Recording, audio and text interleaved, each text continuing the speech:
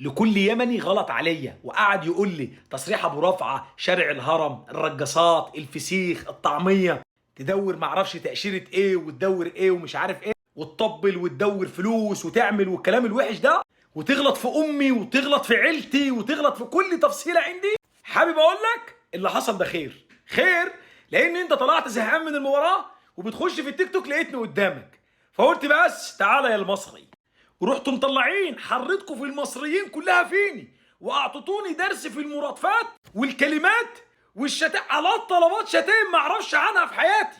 تخليتوني النهارده مع زمايلي اليمنيين عمال اقول خد يالا، واحد يقول لي يا ابنيري ومش عارف ايه، ده يعني ايه وده يعني ايه وده يعني ايه، قالوا لي استلم ولسه ياما هتشوف.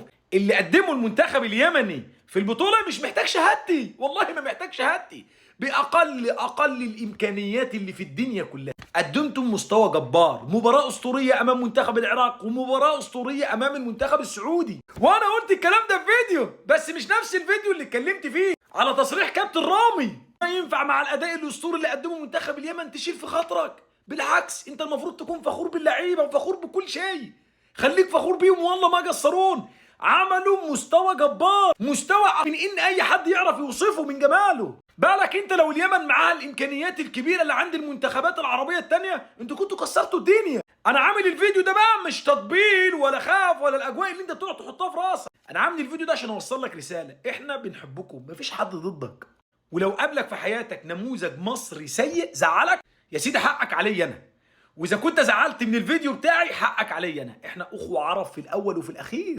وخليك فاكر ان المباراه كانت مع المنتخب السعودي اللي انت بتحبه واحنا بنحبوه وبنحبكم، فخلي الامور ماشيه بيس يا مان وسيطره. هدي هدي هدي هدي، كانت حلوه دخلت هدي ها.